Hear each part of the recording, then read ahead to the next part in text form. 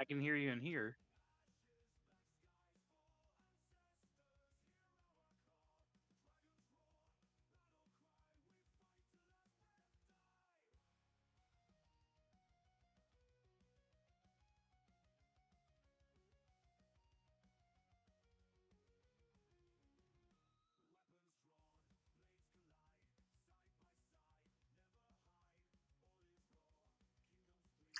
Here's where I take a bite, of course.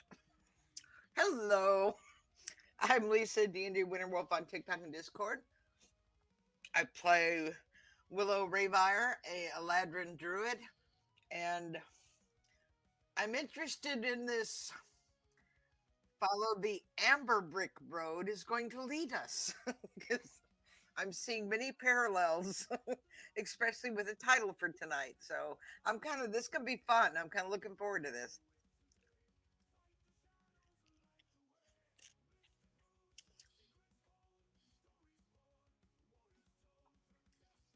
Take it away, Nick. Hey, everybody. I'm Nick. I go by Professor Hexagon. Tonight, I'm going to be playing Varric Wolfspear Vagari, the Goliath barbarian. Varric, as long as he can get to a place where there's meat and mead, that's really his end goal. Well, short term at least. Long term, he wants to bring a dead god that he killed back to life. But short term goal, meat and mead.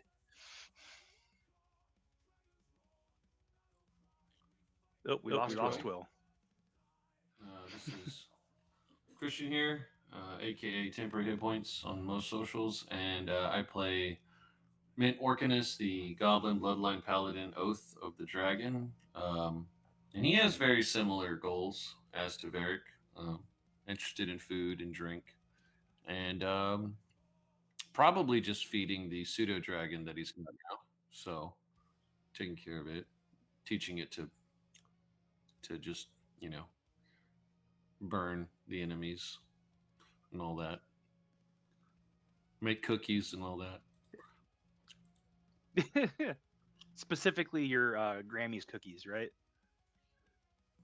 Specifically, the cookies made from the enemies, the bones of her enemies.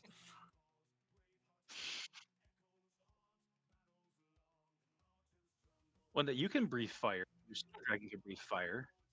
That's So- right. Yeah, Mint can breathe fire. The dragon can breathe fire. Well, I'm assuming fire. I mean, we don't know yet, right? Oh, Do we true. know yet? No, yet. Yeah, we don't know yet. Oh, okay. But it's gonna breathe something at some point.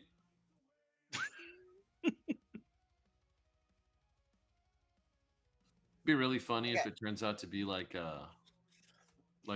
what's the ones that breathe poison gas? Is it the black dragons? Green? Green. Yeah. Black I think is acid. Yeah, black is acid. Green is poison gas. So then, if it turns out to breathe any kind of poison gas, it's going to be like one of those fart guns from Minions. Just gonna hold it on. Nail in your hand. Yep. Oh my god, that's hilarious.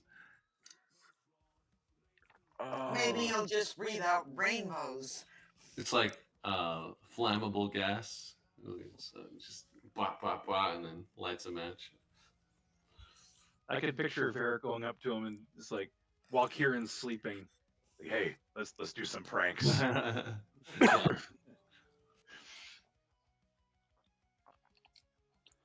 Okay, I think I've got it fixed now.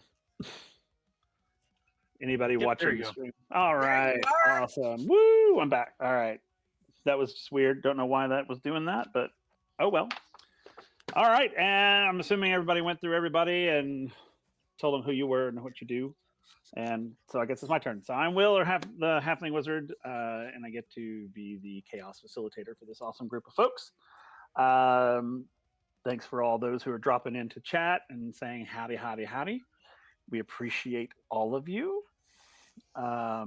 Griffin Heart Games and O Spice and Mr. Dark, all you guys dropping in, we appreciate it. So again, I am Will, or the Halfling Wizard. Just some real quick stuff. Our charity of the month is the National Stuttering Foundation, I believe, or National Stuttering Association. That's what it is. So if you feel like giving, please do. All money that we collect goes to that charity. We don't keep any of that. So if you feel so inclined to help us out, we appreciate that. You can also follow us on all the socials. You can follow us here on Twitch, which is a great thing to help us get to our 250 follower goal. You can also check out our merch store.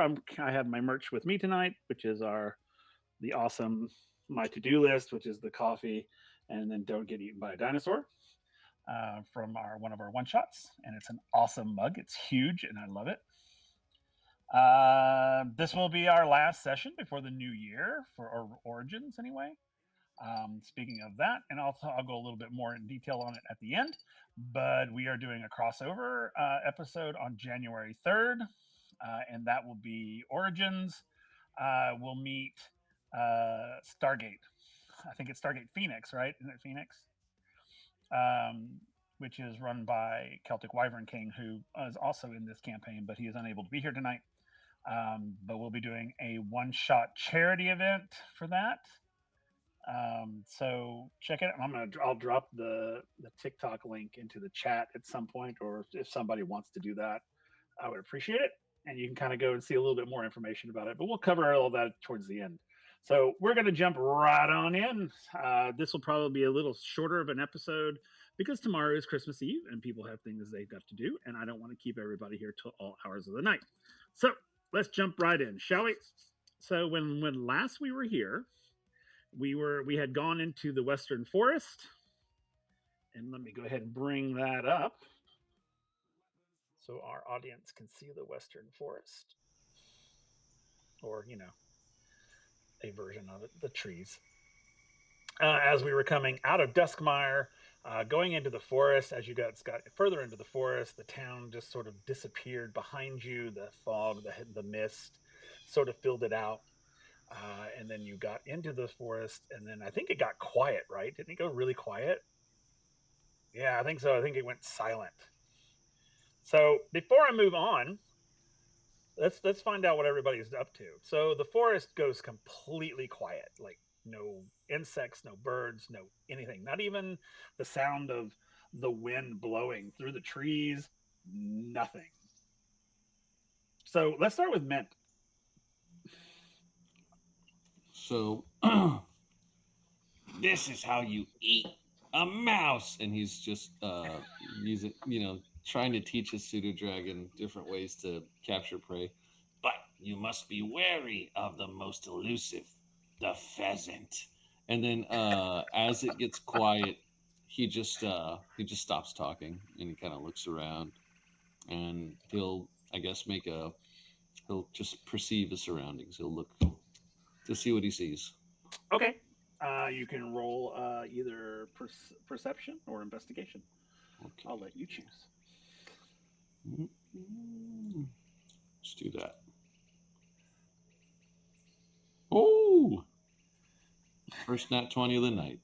All right. So with our, so with that...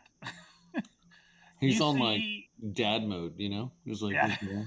He's like, all right, Junior, let me show you what you're looking at. So what you see are huge trees and what look like fireflies, sort of, in the tree canopy, and mist. That's about it. And you see the amber road as well, and it kind of continues off into the forest and kind of disappears into the mist and into the distance. Not like nefariously disappears, but just in the distance. Do I see everybody else? Yeah, you can see your party members. It's not like the mist isn't encasing you. It's just sort of like when you walk into into a field in the early mornings. It's that sort of mist, that fog. It's sort of that, but it's not super thick at all. You can see pretty far into the woods, but I mean, probably you can see a good football field down the path. I mean, you're not seeing anything. Nothing looks like it's nefarious. It doesn't look like anything's there to hurt you. So he'll call the attention to the party of the fireflies. He's like, look in the canopies, the light bugs. Okay. Is everybody looking at the light bugs? Yeah. Now we are. You're saying, oh, let me look. Yeah, Derek so was already looking up, but that was just because he's having flashbacks from his first time into the forest when everything went quiet and he got attacked by a slime. So he's just like, what's up there? Fine. What's up there? His Vietnam flashback. yeah. Okay. So yeah, so as you guys are looking up and you see the fireflies, and they're not your standard fireflies. They're not just like the white light. It's like almost rainbow colored. It's sort of filling the canopy. It's quite beautiful actually.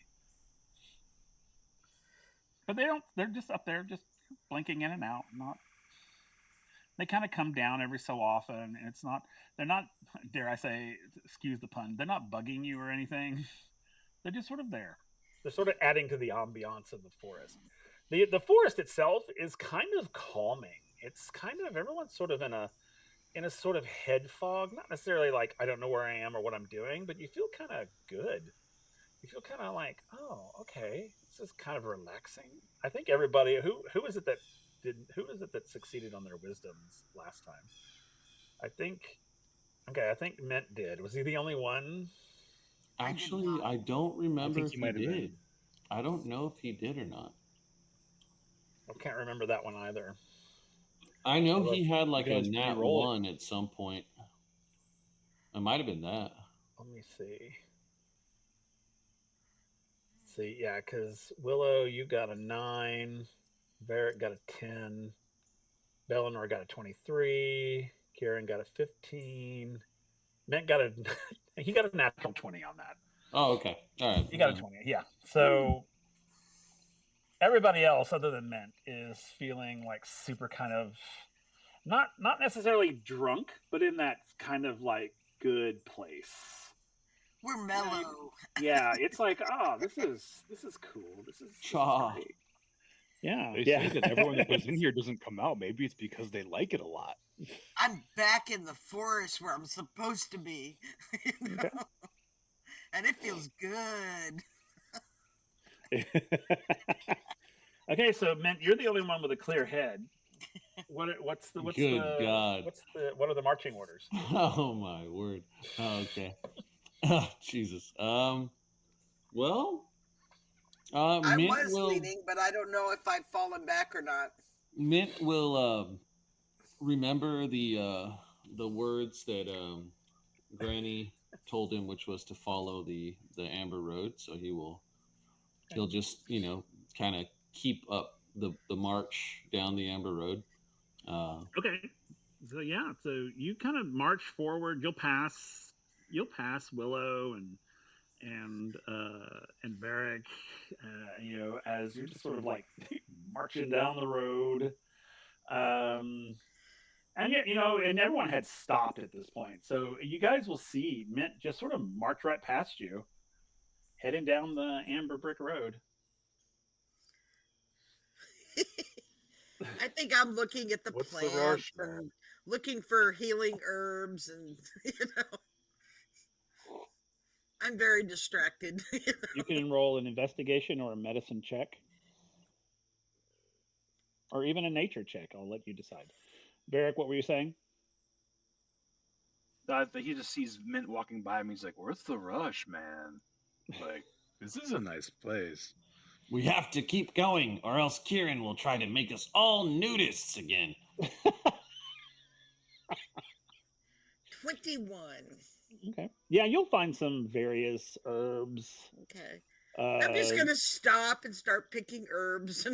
Yeah, some of them you recognize, some of them you don't. Some of them are very, very completely unknown to you. There are a few like healing herbs that you do see that you would be familiar with, but there's a lot of stuff in this forest that you're not familiar with. There's Lots different of plant plants life. here. I must investigate. And she's literally just going to sit down. Okay. And start looking at them and investigating them and Okay, cool. Smelling them and all that good stuff. Yeah. What is this? All right. So Varric, you'll see Willow sit down. You'll see Mint marching on. You'll see Kieran and Bellinor are kind of moving forward as well. Can I do a wisdom check to see if I would follow Mint or chill Absolutely. with? Sure. All right, So high low. I'll leave it up Or to the dice. odds and evens. Odds you stay, evens you go. Yeah.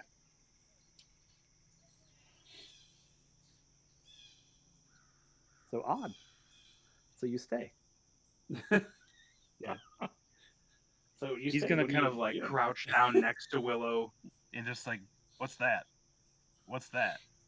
What's that? What's like a really annoying toddler? Just what's that? What's Look, that? this one smells like vanilla. What's that?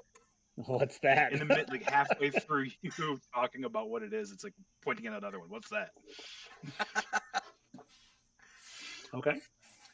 So, Mint, you're marching on. Kieran and Bellinor are close behind. They're trying to keep up. I'm going to say, let me roll my dice real quick to see if they try to stop Mint.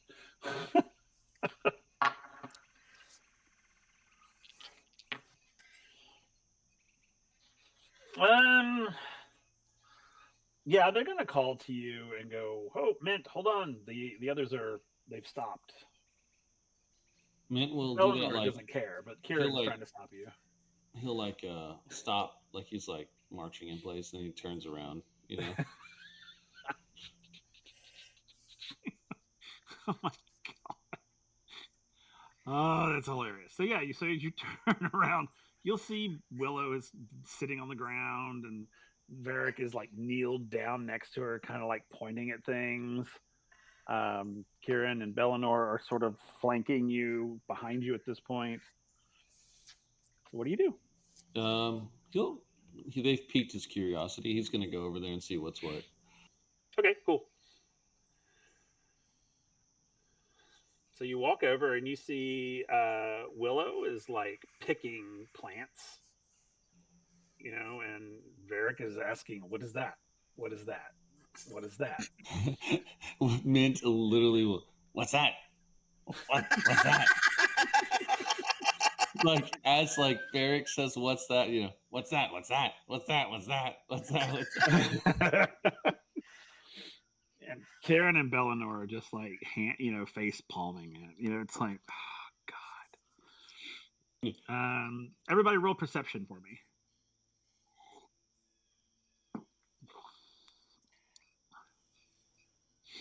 $19. Cool. 9. Oh, 9 perception. That tracks. 9 perception. He's like, Brenna, that is a plant. Brenna, that You is and also Willow a plant. both a 9. Brenna, this is also a plant. This is a plant. All right, Mint, can you roll me Believe it or your not, this is a perception? plant. This is also a plant. He got a 9. A 9? Cool. Good Yeah. Lord, you all got 9s? Oh wait. Let me see. Yeah, I got a 9. Oh, is that you right there? Right. I'm only seeing 2 of you. Okay. Did you roll into alchemy? Yeah, it's right after Varric's. I can roll again though. Well, Varric, you rolled a wisdom. I rolled a wisdom and then a perception, and then there's Willow your rolled a Oh, perception. oh, And then never Willow's mind. a Maybe 9. I didn't click it. Maybe I saw Okay, his I go was off. like, I know, saw am his I go off, crazy? and then I thought that was me because I clicked it and it happened right when I clicked it. And I was like, oh, okay, it rolled. Okay, must be it. Yeah. I know. I was like, what? Oh, there we go. A 4. All right, 4. So, yeah, you guys are all, like so into what is happening right now. And here, I'm not familiar with this one. I'm gonna have to take some samples so I can see if I can figure out what it does. Beric is gonna find one and just This eat one I know what it does. This one has healing properties, and we can barter with this one. okay, I'm gonna roll perception for Eat Kieran. that one too. 13. Okay, so Kieran's like, he's like, everyone, shh, shh, shh, shh. Look. and he basically asks you all to look at him. And as you all look, he goes, he exhales breath, and you can see his breath. As the temperature It starts got to noticeably get colder? as the temperature begins to get colder, Mint's just gonna now be like acting like a dragon. and your little pseudo dragon does the same thing. It's like, Yeah, and it's just breath. All you can see. Just yeah. And he's like, and so Kieran's a little, I don't know what that is, but it's getting extremely cold. So at this point, the temperature begins to drop pretty quickly. The fog mist begins to crystallize and becomes more of like almost like a snowy sort of haze. The the leaves begin to disappear off the trees, and snow begins to fall. Willow, I gotta say, this is a pretty cool effect you're doing here. But could you not make it so cold? Like, I'm only wearing a vest. I don't want to poke anyone's eyes out.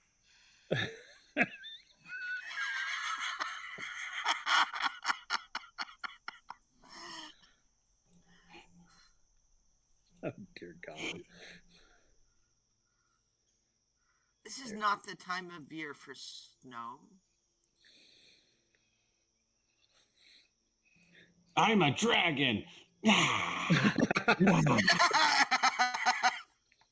Wait! Oh my God! You'll see Bellinor. All of you will see Bellinor pull out his that nice new jacket he got to to kind of bundle up. Even Kieran has sort of like something he's wrapping around him to keep warm because it's literally getting like freezing cold. Like, and the snow is like accumulating quickly. And We you'll should notice probably that start moving. We need to find a place to camp. Fire. Make a fire. I mean the road is not covering on snow. You'll notice that the road is perfectly clear. Almost like snow hits it and just goes away. But you're starting to see the banks, and then further into the forest, it's all snow covered at this point. We should get going. Derek is making snowballs. Like to Maybe him, our find a normal warm size, place to like, be. the size of a grape. or like a watermelon. Just yeah. Snowball. That's funny. Okay, so I feel like as a druid, I should have more sense of what's happening, but I don't. I'm just like, yeah, let's go get a fire going. I mean, you can try. You can roll a nature or a a history check or whatever you think she would. Is this I mean, it depends on what you're wanting to know. I just want to know what's going on. I'll try a nature check. Okay. It's snowing. 18. Yeah, it's snowing. It's unusual because you were in sort of a temperate forest a few seconds ago, and now you're like in a wintry sort of wood. It doesn't, I mean, other than the fact that you literally switched from temperate to snowy, it doesn't feel unnatural. It doesn't seem to be against nature by any means.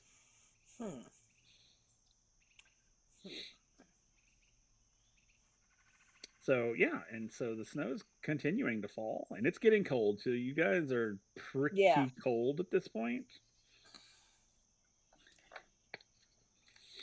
Let's go find a place to camp.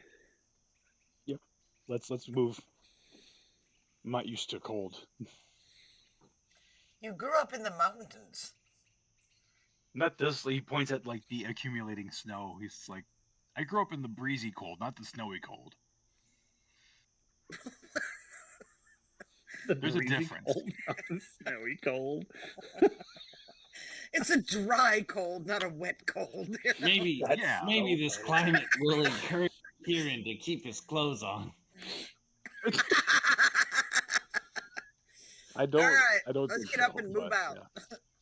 yeah. Okay, so you guys get up and head down the road. Yep. All right. What is your goal at this point?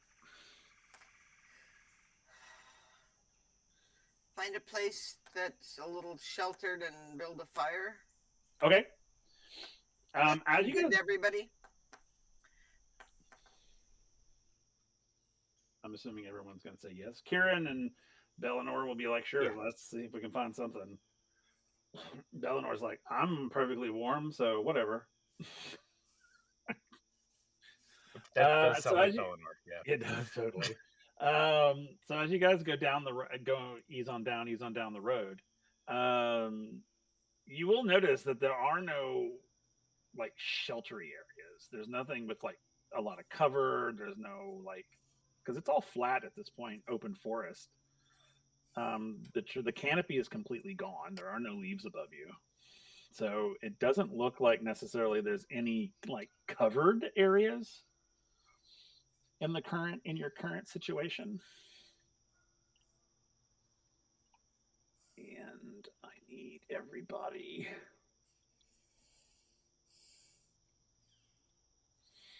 Everybody will take 1 point of cold damage as the temperatures begin to drop even more so. And I need everyone to roll perception for me again. I'm sorry, what was that? No, I was just. I don't suppose anyone has any fire spells. I do. Fire! Fire in a forest. Let's do that. All right, so Varric a 10. Perception, everybody. He's rolling really middling today, apparently. And I'll roll for Bellinor and them as well. Yeah, he got completely distracted by the word fire. Okay.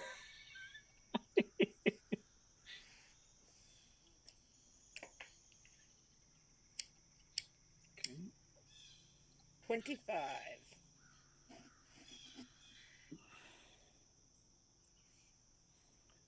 Okay, give me a second. I'm rolling for Kieran and Bellinor real quick.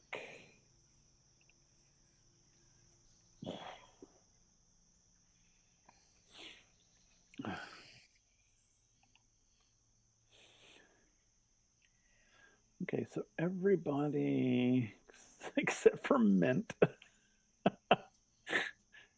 Suddenly you hear like singing. It's in the distance, but it sounds like a lot of people like singing.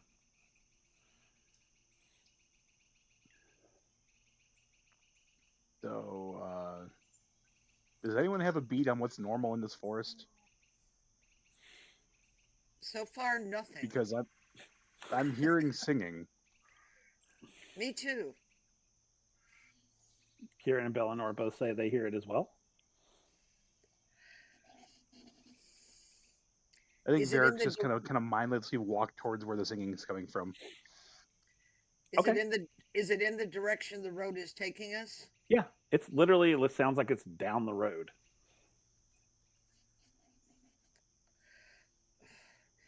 Onward. Okay. Everyone's like, yeah, absolutely, let's go. Mint, come on. Fire! No fire right now. No fire. We're going to the singing. You should be able to hear the singing now as they pointed it out to you. His ears like What? hone in. Yeah.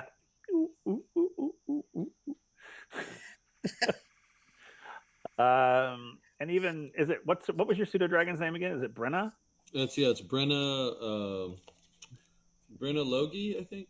Bring Okay. a Loki. So even Brenna kind of perks up when she and chirps a little bit as she hears the singing. And everyone moves towards that. So as you guys kind of go down the road, it's taking you a little while. So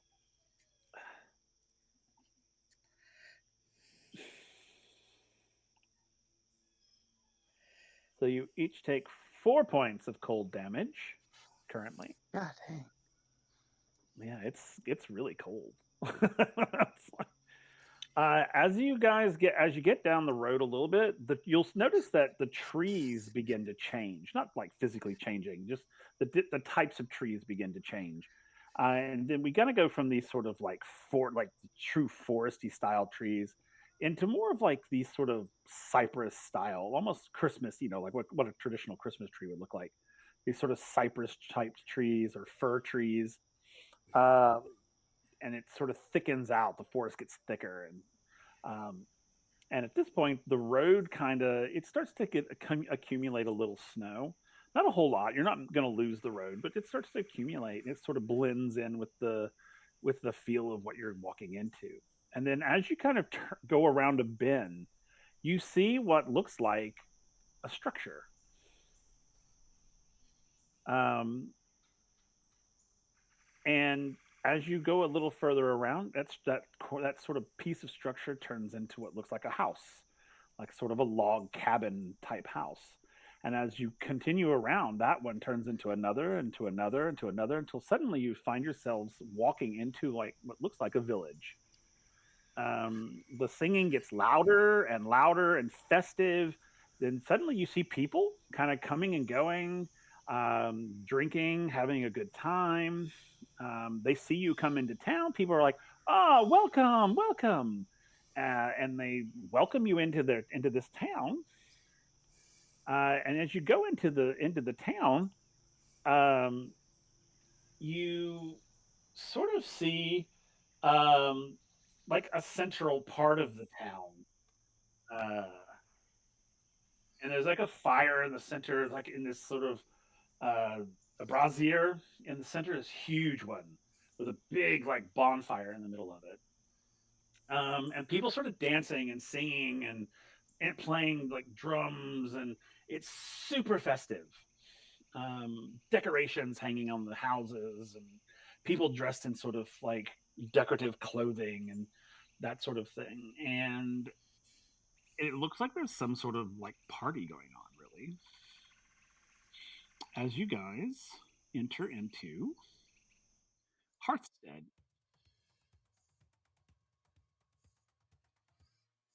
So Hearthstead, and it's just sort of people just sort of gathered around. They're very it's a pretty good sized village too.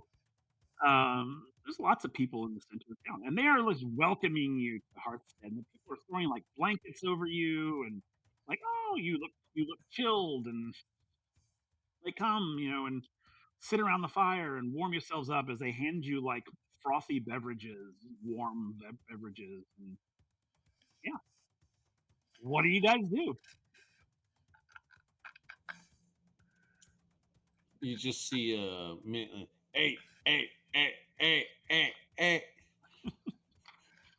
Just like walks in at the sight of the beverages. Okay, yeah. They're just like handing you big, to you, man, it's a huge glass. To everybody else, it's normal, except for Varric. It's smaller, but they just, yeah, What? they're like welcoming you. Hello, what are you celebrating? Oh, it's the eve of the festival. It's the festival of the Hearthlight. Come, warm yourselves, warm yourselves. Welcome, welcome. Thank you. Yeah, Varric, who is a canonical sucker for good music. The first episode with Kieran playing, he's hearing the music and everything. He's just walks off into the crowd. You just see him the whole head and shoulders by everybody else, but just Okay. Awesome. So yeah, I mean, the people are very welcoming. I mean, they're literally like feeding you and giving you beverages. There's like literally like delicious things on a stick. Um, various meats and cheeses on a stick, various treats and sweets on sticks, and things of that nature. Um, yeah. So they told you that there's it's the eve.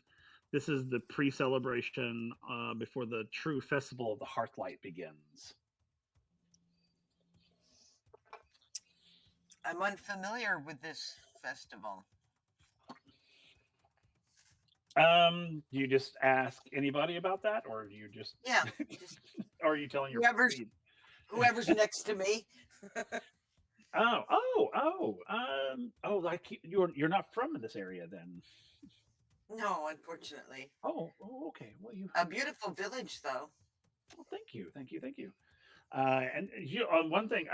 Actually, Willow, roll perception for me again.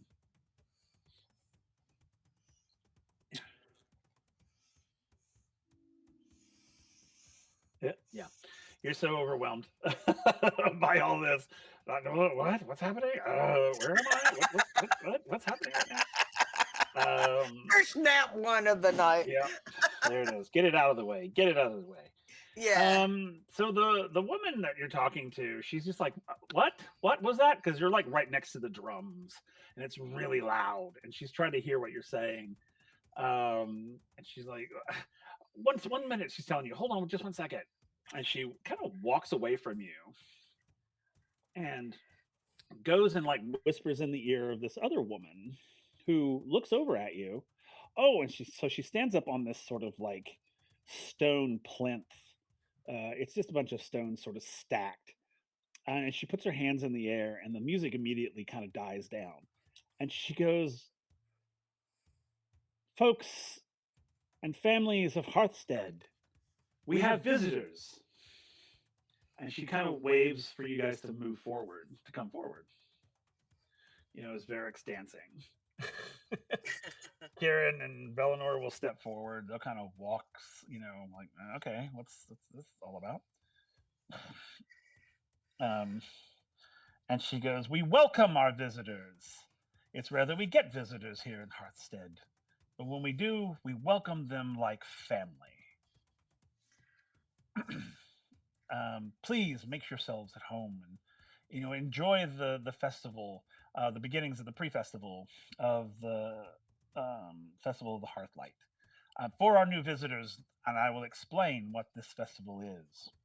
And she goes into how the festival is an ancient tradition. It's celebrated here in Hearthstead. Basically, it's a festival to bring like warmth and light to the world, into the darkest days of the year. And it is dedicated to the goddess of kindness and generosity, and that's the goddess of basically kindness. Her name is Corellia. And during this time, this is when people gather here and they share in acts of kindness, exchange gifts, and sort of create this sort of community. They partake in a huge feast, which on the actual day of the beginning of the festival, which is the next day. But this whole festival, basically, it represents sort of like Corellia's, her benevolence and her light and giving. You will notice around the brazier, there's sort of a stone circle around it, and you'll see people are putting small little gifts on it. And she says, as we gather for this sort of opening of the festival, people of the village will bring small gifts and put on near the brazier, and then eventually those gifts will be gathered up and given out to those who are in need. Usually it's small children, that sort of thing. And it's inviting those who have more than they need to give that to those who do not. And sort of create this idea of community. And she'll go into like the traditions, like the giving flame, which is the brazier in the middle of town. And then she'll talk about the songs of merriment, community that the whole community gathers around and sings like sort of like these sort of hymns and joyous songs. They dance and just celebrate. And then tomorrow, the next day, there's the feast of Hearth and Home, where the whole community comes together and eats at the center of town. They set up a large, gigantic table, a circular table around the brazier, and everyone feasts. And then, of course, there's also the acts of secret kindness, where everyone in the community has to do some sort of act of kindness for someone else, but they can't tell anybody who it is. It has to be completely in secret. And then, of course, there's the lantern walk, which is at dusk of the first day. The community holds a lantern walk carrying lanterns, sort of enchanted, glowing lanterns that shine in vibrant colors. They symbolize like Corellia's light and her spreading through the darkness. And they walk around the village, sort of spreading that light into the darkness to sort of protect the community. And they hang the lanterns on sort of posts all the way around the village. But yeah, and that's, so the whole town can witness this and join in this, and it's a sense of community, and it's that idea of spreading it through the world and into these darker days. So yeah, so that's what she kind of tells you what it's all about. That is the most wonderful thing I've ever heard of. And I don't have much, but I do have my shiny rocks, which are gemstones, but they're not, no one knows what they are yet. But I like them, so I collect them. So I'm going to take some of those and put them on the stone. Okay. And she thanks you. And so the woman who spoke to you is actually the mayor of the town. Her name is Mayor Morena. She's sort of like, and this is one thing that. What's your passive perception, Willow? Like it is. Hang on, 17. Oh yeah.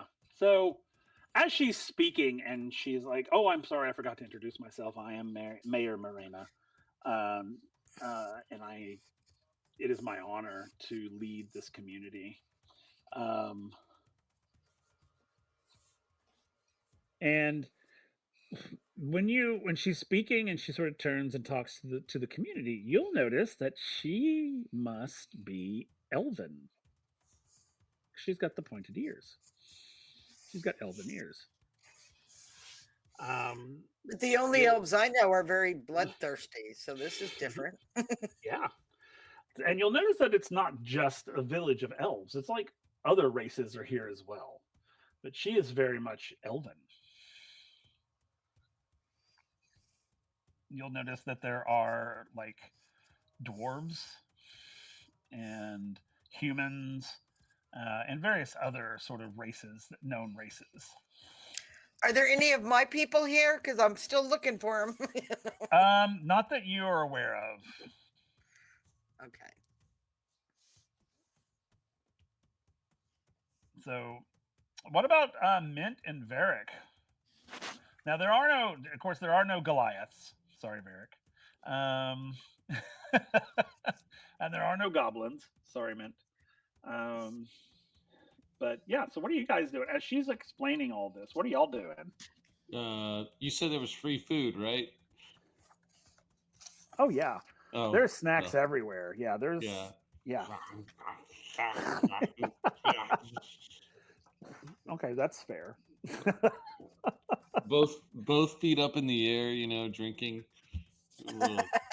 That's totally fair. That is totally fair.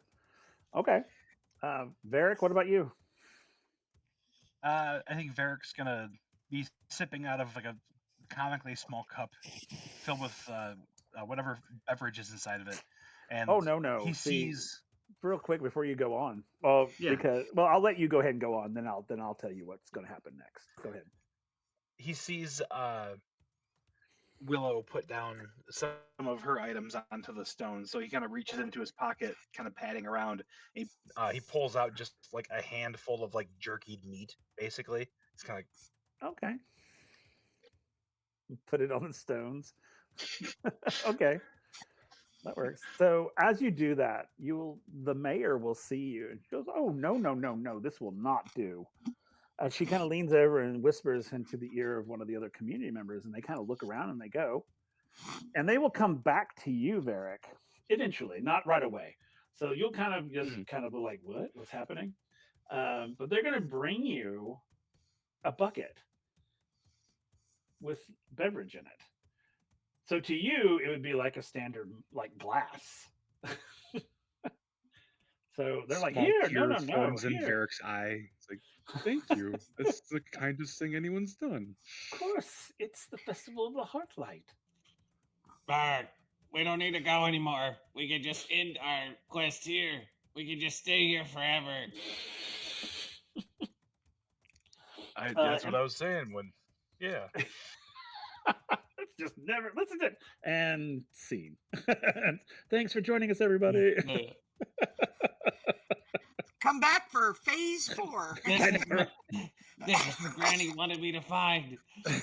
This is it. It's paradise.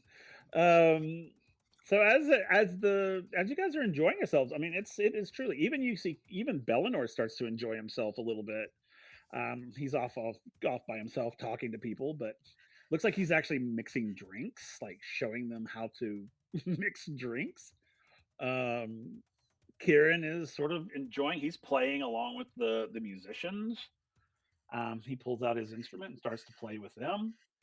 So everyone's just sort of enjoying themselves, and the celebration goes in well into the evening, which then the mayor goes back up on the plinth and and this is after the meal, the sort of food stop coming and the drinks are starting to slow down, and people are just starting, to sort of not necessarily get tired, but it's like they know that the celebration is about to come to an end for the evening.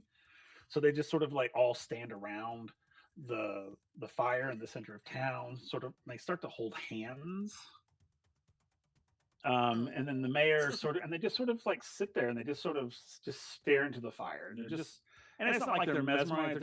It's like they're contemplating the lives of their lives in the world and how the world has changed, and that sort of how the world changes because they're in it, and if they weren't in it, how would the world be, that sort of thing.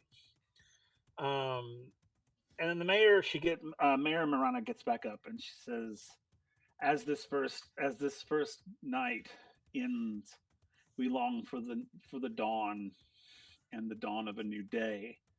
And she says, make sure you go home, little ones, talking to the children. Go home, go to sleep, and maybe Corellia will bless you with gifts and offerings in the morning.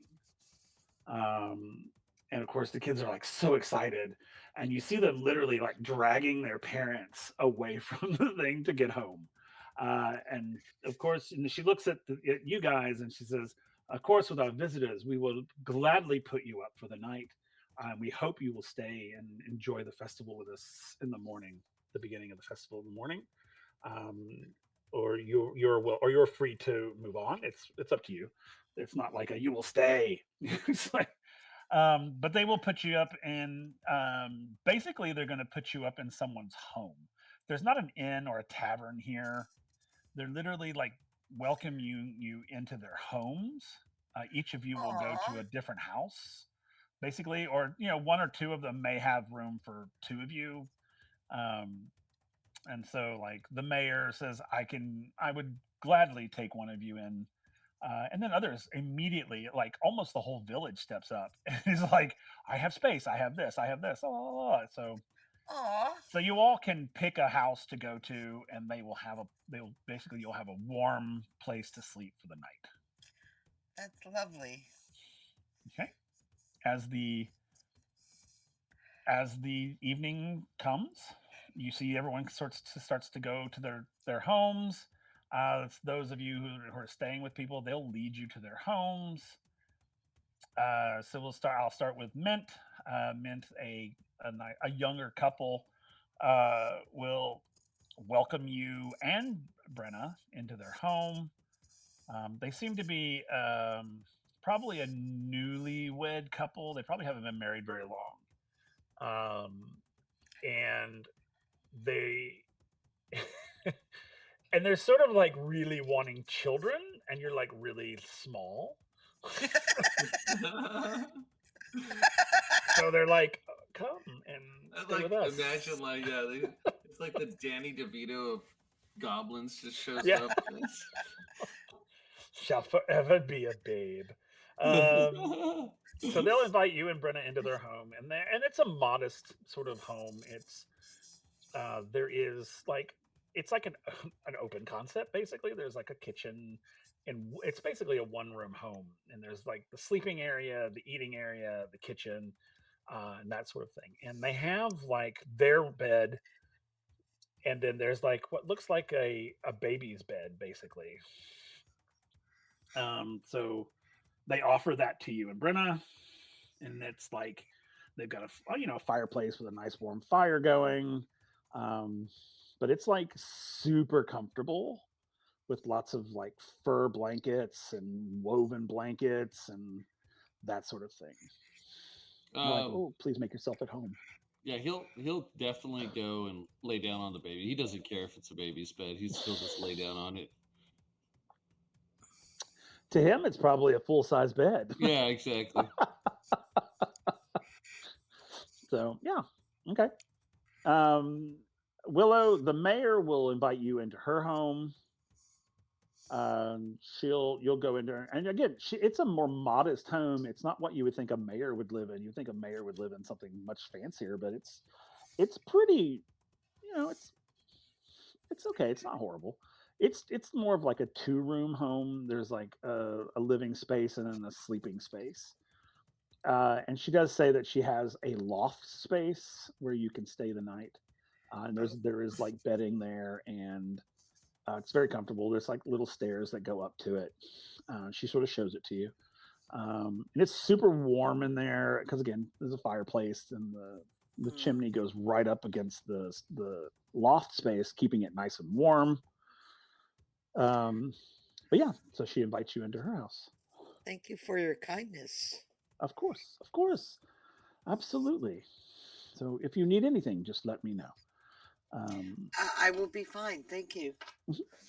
And she's like, here, extra blankets and pillows, and super kind, giving you all the things that you'll need. Varric,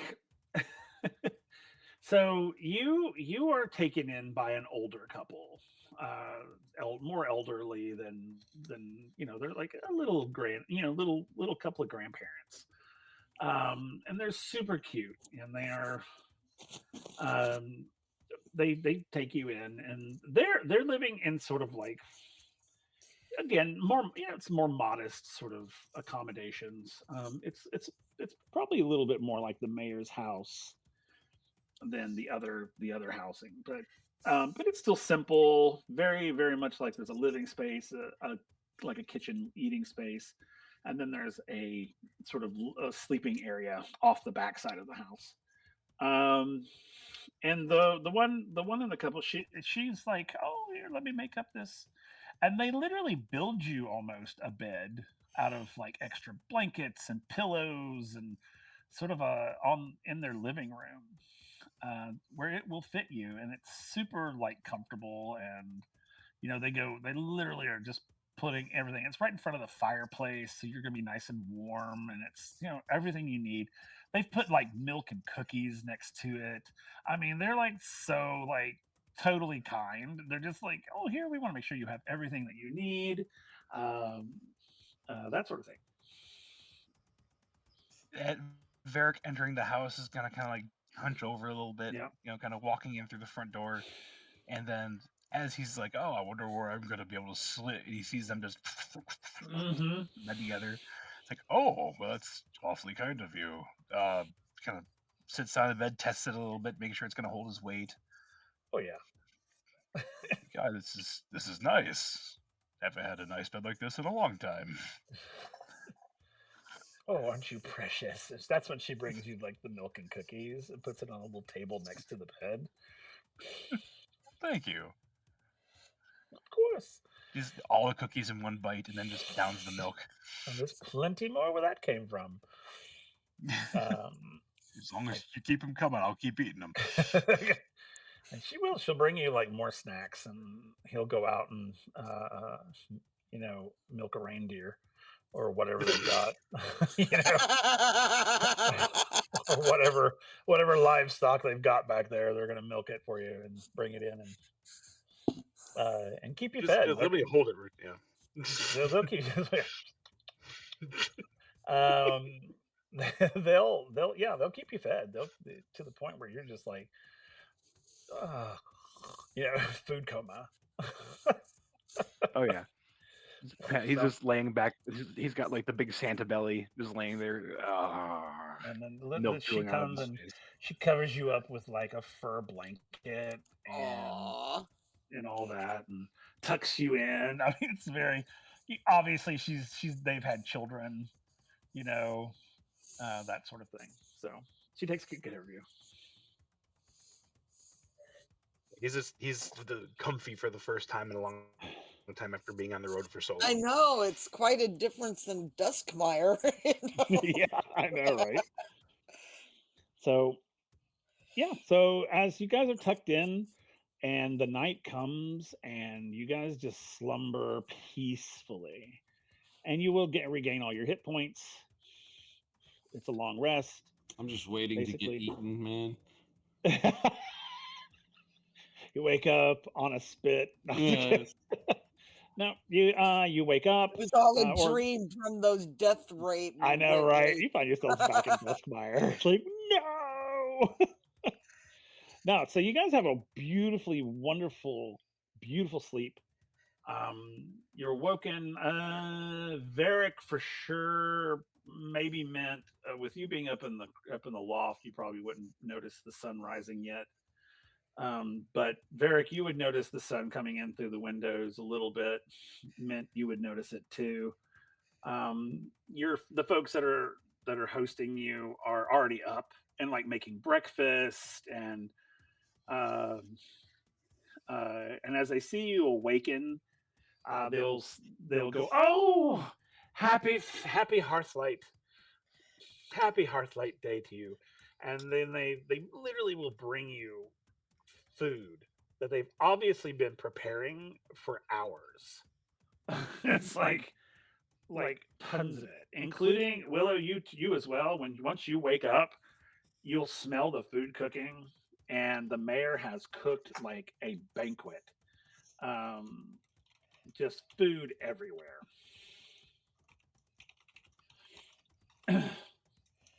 And they will set you guys up to eat and drink. There's food and beverage. There's it's a lot of like very, very savory. It's a very savory meal, but there's also very like sort of confectionaries and sweets along with it.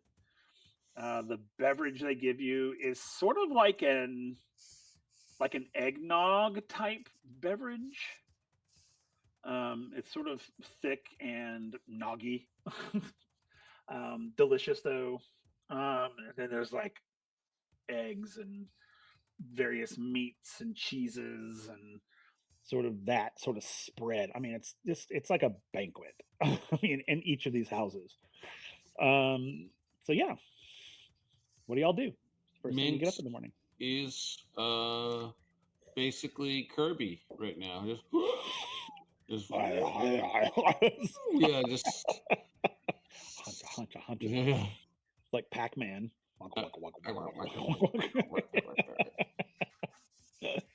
Okay. Varick, Willow, what about you guys? I'm just He's gonna sampling and savoring the different tastes and different foods I haven't had in a very long time. Yeah, there's a lot of foods that you more than likely have never had. For sure. There's some foods that you would be familiar with, but some, like the various cheeses, you probably are not familiar with. There's probably a few of the meats that you're not familiar with, only because it probably whatever the animal they came from, or it's probably native to this forest or this area. So, Varric, what about you? Yeah, he's gonna wake up and be like, "Oh man, I am still full from last night," and they'll look and see the food. It's like, "Oh, I'm starving. Oh man." Must eat. That's plate So, after okay. plate. Oh yeah, they'll feed you. They have literally made enough for an army. And you can see them; they're eating along with you, and they're telling you about the foods for visitors that come to their house through during the first day of the festival. So they'll literally be cooking almost all day. She tells you about Varric, your couple tells you about they're one of the selected houses that will be serving food all day. And so each of you are in one of those houses. So eat as much as you want because they'll continuously cook throughout the day. So Willow, you're as the mayor's showing you all this, giving you all these treats and meats and sweets and cheeses that you've never had. There's a knock at her door. She goes, um, she goes to the door. She opens it, and there's a gentleman standing there, and he says, "Good morning. Can I speak to you for a moment?" And she goes, "Sure." So she goes outside, and they speak, and then a few minutes later, she comes in a hurry, grabs her coat, and she goes, "Excuse me, I'll be back. I'll be back as soon as I can." Is And everything okay? I'm not sure, but I'm about to find out. But you stay, enjoy yourselves, and please, If I can help in any way to repay your kindness, please let me know. we'll let you know for sure, absolutely. But if for now, please enjoy our kindness and eat and get your strength up. And then she exits out. So she's left you there, sort of with the food. Wow. Yeah, her exit was very, very mysterious. It was very not necessarily. It wasn't suspicious, like "Mwahaha, our plan's about to happen," but more like she didn't. It was almost like she didn't want to worry you with anything. Yeah. So, I'm gonna go clean up the loft where I stayed so I don't leave a mess, gather my stuff, and then I'm gonna go outside, I think. okay, See what's happening outside this morning. okay. What about Mint and Varric? Everything's I copacetic think in your Varric house. is gonna stack up his pile of plates like sushi go round style. Just kind of set it off to the side. And same thing. He's gonna get up and instinctively try to stretch, but then realize he can't stand above a hunch because of how low the ceiling is. No, you can because they have an open ceiling. Again? It's an open. Yeah, Oh, it's nice. almost like cathedral ceiling. You can stand up in It's the just middle yeah. of the house. Oh, that's This your is family. amazing. Bonk. Ah, God. Yeah. Okay. And then he's gonna head outside, Okay. do some stretches. All right, Mint. What about you? Yeah, Mint will roll himself like and he'll just like look at them. Thank you, and he'll grab his stuff and waddle over to the I guess the couple and just kind of like nod and then just kind of leave. He doesn't quite know what to do, so he just I don't know what manners are. I don't know etiquette. we- Sorry. yeah, just Have we healed from our cold damage? Yeah, you completely are healed from everything. Okay. So as you guys are getting your sort of things ready to go, as you're getting ready to head out, you'll hear like a bell ringing, like a really deep bell. It sounds like a tower bell almost. And the people that you're with look alarmed. What does this mean? Well, no one's there with you. You're still inside at this point. Oh, okay. I started to walk outside. No, you haven't gone outside yet. This is right before Okay. you go out. So, yeah, you're like you can hear the bell, but yeah. But Mint and Varric, you guys are still in houses with people, and they seem alarmed, and they seem to be like putting on their coats and shoes and Did I say something wrong? Oh no! That's just we're being called to the center of town. You are welcome to stay and continue eating and if you wish. But we'll be back as soon as possible. Oh, And the same thing for you, Varric. They'll say the same thing to you.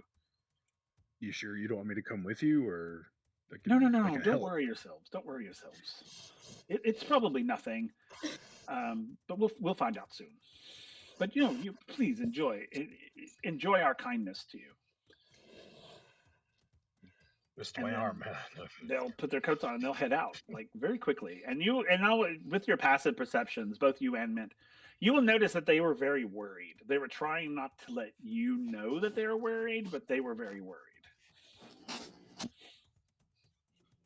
Mint will. I mean, he's pretty full, so he's gonna go ahead and probably just step outside Okay. as they walk away. Okay. I'm assuming Willow, you're doing the same. Yes. For the You were going first to time ever, Mint is full. we have filled the bottomless pit that is Mint. Yeah, in about 15, 20 minutes, he'll be ready. Yeah, to it'll be a eat. different story. Fair enough. All right, what about you, Varric? Same thing. Same thing? After a Okay. while, I'm pretty sure he's just going to exhaust the food in the house and then That's head fair. outside. That's fair. Okay, so you will, as you all go outside, you'll see that the town has gathered around in the center of town. Like it looks like everybody is there, like the whole town. I'm gonna go see what's going on. Okay, you'll all see each other. You guys Good head morning. over together. Yeah. Like, good morning. Okay.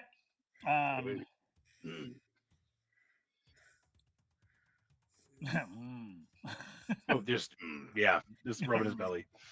Fair enough. Yep. Okay. So as you guys approach the center of town where everyone is gathered, you can sort of hear like voices of.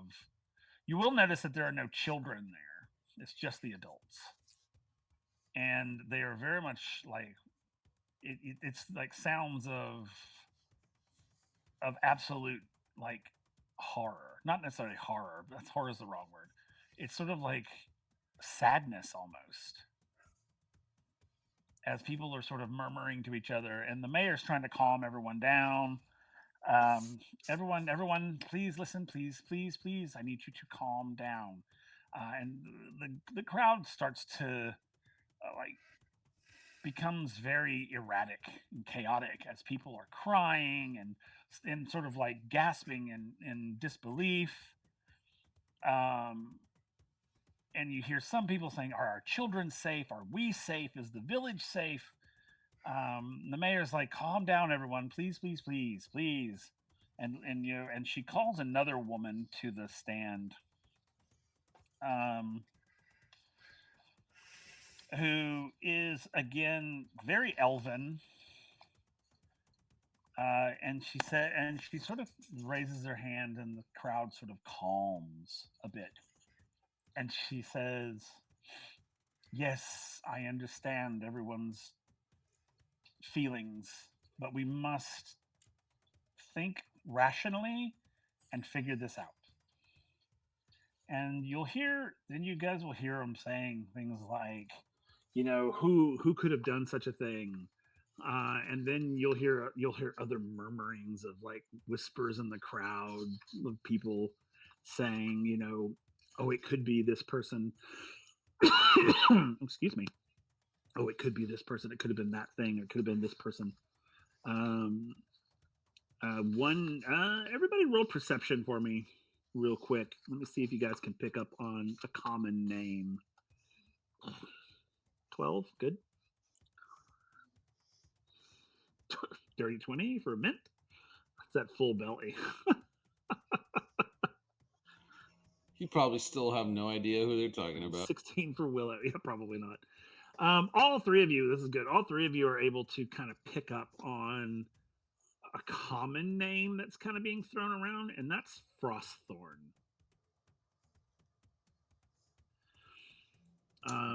And the woman speaking is like, now, before any of you jump to conclusions, Frostthorn has not been seen or heard from for millennia.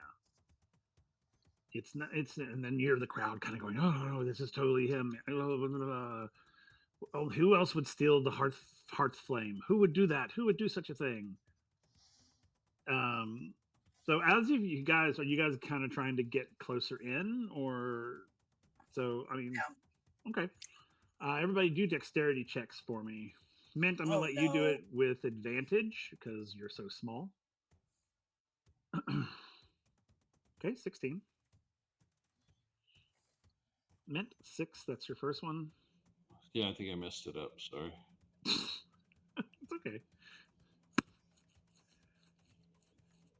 Well, that's about Okay. as good as it's gonna get. That's fair. And so Varric is able to get through. I think because he's so big. Everyone else is I'm trying to avoid touching anybody. So well, everybody. Ah! So they're so closed up. You're not gonna get anything. Yeah. Unless you touch their faces. But yeah. I mean, they're so bulky with so many coats and layers on.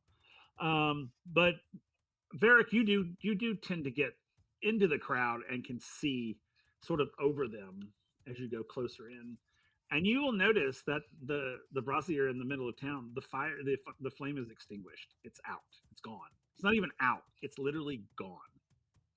The brazier is still there, and the stones in it are still there, but the flame is gone. That's why it's so cold out here. He's just gonna say really loudly to Willow and Mint, but just sort of over the crowd. He's like, "Oh, the fire's gone." Mm-hmm. Okay, y'all would hear that. The townspeople are just like, you can tell they're in complete and utter like disbelief. The woman in the thing is trying to calm everyone down. We'll find out. We'll get to the bottom of this. And then as we're all there, suddenly the wind picks up and it gets super cold. Like, I'm talking like icicles immediately form on buildings. I mean, it's like this sweeping ice comes through the village. And you can all hear a voice on the wind that is, it's not even a voice, it's more of a laugh. It's like, ha ha ha ha ha.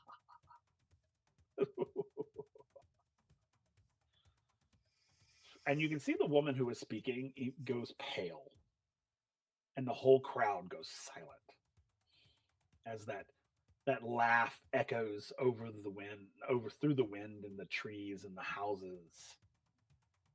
And the mayor steps back up and says, "Return to your homes. Go back to your families." And people begin to break up and go back to their houses. And the mayor and the other woman are still standing there as it clears out, except for the 3 of you, or 5 of you, because Kieran and Belnor are there as well. But yeah, so it's just the 5. It's you guys and them. What do y'all do? Perhaps this is a chance for us to repay your kindness. And the mayor looks at you and says, "No. This is not your problem. This is our problem. We would not dare ask you to solve this for us." Yeah, we're not good at making food like you are, but we can kill things really great. And the other He woman can breathe steps fire. down. I have 2 weapons. Yeah. The other lady sort of steps down, and her clothing is very ethereal, almost, and she sort of flows into place. And she introduces herself as Elira. Elira, she's the hearth keeper. She's the person who would start the festival, and she will sit there and tell you that this flame has burned for millennia. It has never been extinguished. It's always been burning. It's been burning in this spot even before this village was here. And she tells you that without this flame, darkness will take over the world. Is and ice and snow, and life will just go away. As you can already tell, as the temperature is dropping, I mean, you can feel it getting colder and colder. What do you do? I heard a lot of people talking about this person, Frostthorn. Is that a person that might have taken the fire? And the mayor is very reluctant to speak his name. And but Alira is very much like Frostthorn is a fey spirit whose primary goal is to sink the world into darkness and cold. He's not necessarily, and the mayor just is like, yes, he's this evil thing who needs to be dealt with. And Illyra is very much like, now, Manera, Frostthorn is not an entity that can't be reasoned with. His heart is cold as ice. And that's just because and she goes into his history a little bit about how when he was born, he was literally thrown into the snow, the cold, and as a babe, and he froze basically, but didn't die. The frost spirits sort of took him in and created Frostthorn, and he grew up, and when he tried to go back into the human world, he was basically cast out again because he was different than everybody else. And so he was cast down and he became embittered. And then basically anywhere there was warmth, he would bring this sort of cold. And so, and she talks about in millennia ago, he tried to steal the flame, was unsuccessful. And there's like folklore about how he would sneak into villages and steal their warmth. And there's no warmth that he would want more than the hearthlight, because it's not just a fire. It contains magical properties, and he could literally suck all the warmth using the hearthlight flame to really literally suck all the warmth from the world and plunge it into cold darkness.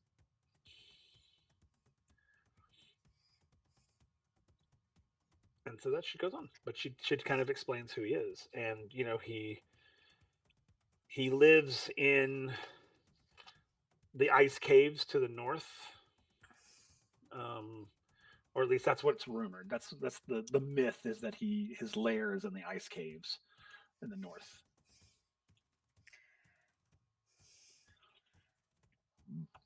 I can assure you, madam, not all Fae are evil. Who are you saying that to? The mayor or Alira? The mayor. Okay. And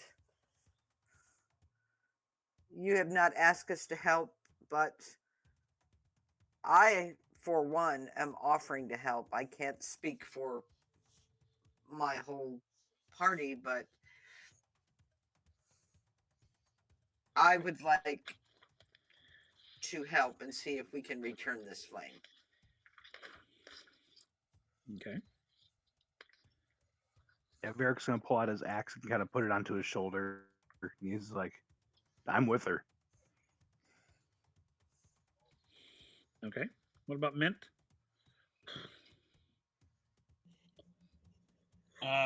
Yeah, this guy sounds like bad news. Let's go get him. Okay. All right. The mayor will say, she'll be like, we can't ask you to fight our fights for us. That's not fair. Again, you didn't ask. We're offering. And Alira is very much like, they are giving us kindness. We must accept this kindness from them. And the mayor is very much, Manera is very much like, well, I don't want their deaths to be on my conscience. Basically, she didn't say that, but it's sort of that idea. It's like if something happens to you, she wouldn't want to have to live with that, basically. But If the fire is not returned, by your own words, the whole world will be plunged into darkness. Indeed. Yes, and there will be no future for any of us. Very well. We will accept your kindness. But first, before you go out, you'll need to go and see Feldwin, the Tinkerer. And he will give you some items to help you on your journey.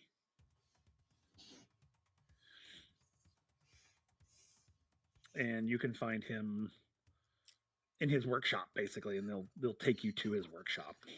Okay. So they'll lead you guys to a smaller home. It's very, very small. It's probably feels just right for Mint, size-wise. Small little door. You'll see the mayor knocks on the door, and you hear this little voice inside going, "Come in!"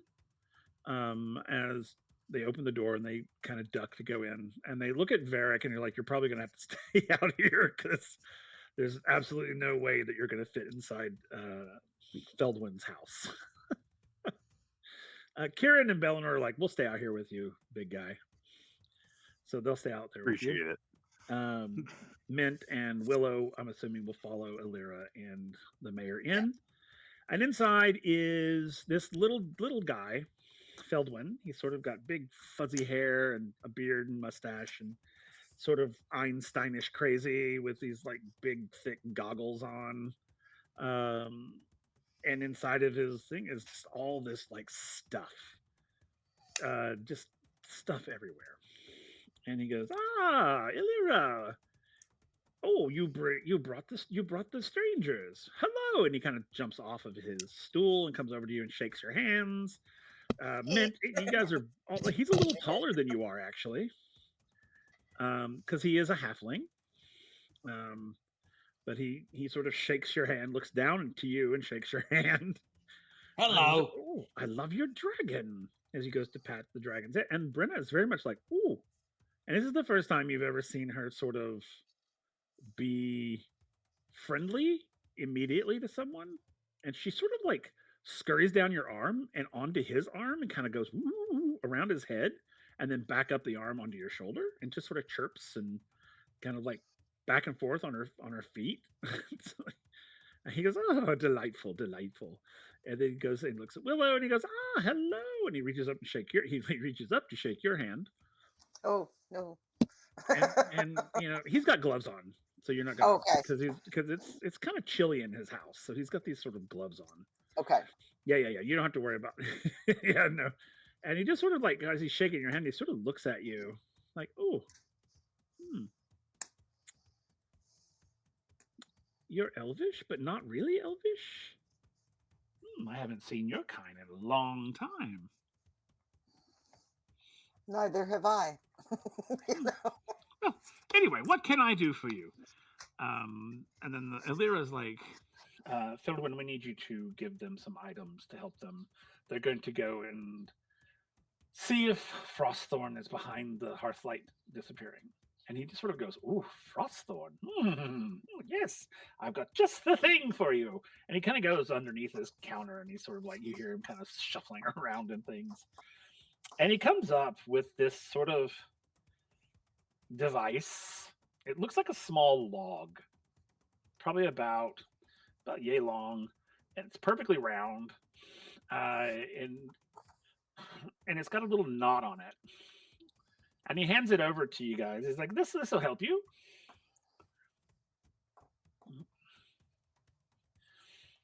What is it? I call it a light flash.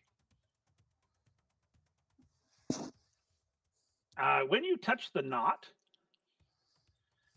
so if you go to touch the little knot on it, out of the end of the log, a bright light shines. And he goes, "This is a great thing." He's like, if you shine it, it shines it within a 10 feet in front of you, but it creates a 10-foot radius around you as well. And any creature that is in the area has to succeed on a DC 13 dexterity saving throw or be blinded until their next turn.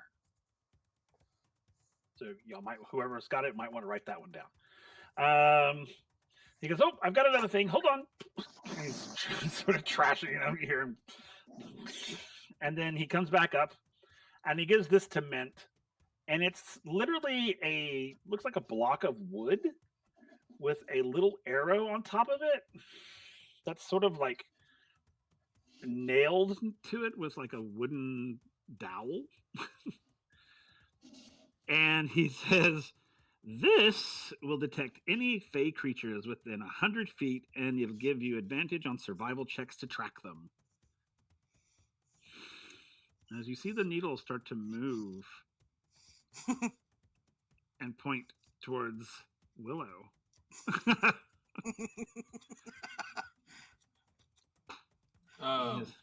goes, Mint's gonna just like follow it, and then he'll point like a dog does, It's like, hey. He goes, oh, yes, I forgot. That could probably be a problem. So he takes it from Mint and he kind of tinkers with it a little bit, hands it back to him, and the arrow goes from Willow and goes whoop, back to its normal position. He goes, "There we go. I've got it. I've made it to where it won't detect you." Thank you. Will, how long on a failed DC 13 save?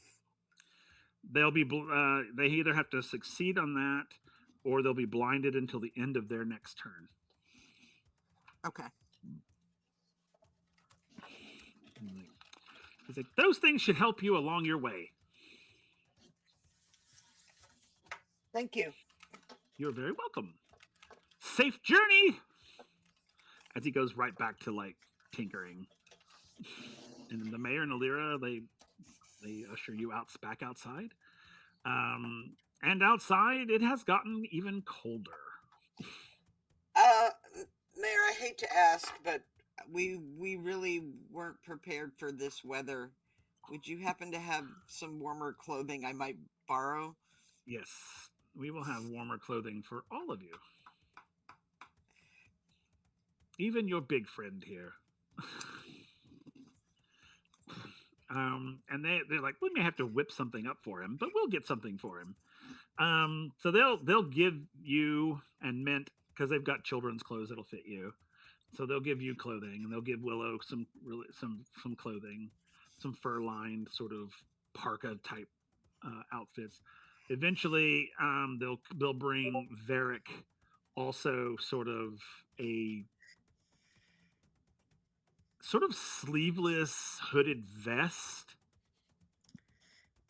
So, and it's all fur-lined and like bone toggles, but your arms are free to move because they took into consideration your weapon fighting. So it keeps you pretty warm. Kind of flexes and tests it out. Like, it's the most comfortable super thing nice. ever. Yeah. And so they'll give you guys plenty of gear to keep yourselves warm. Well, we have a way to track it. Let's track. You'll head north. The mayor will talk to you. If you just follow the road. There's only one central road that goes through the town. If you go about a mile north, and then you're going to veer off into the forest, and eventually you'll come to a clearing, and then you'll find the caves.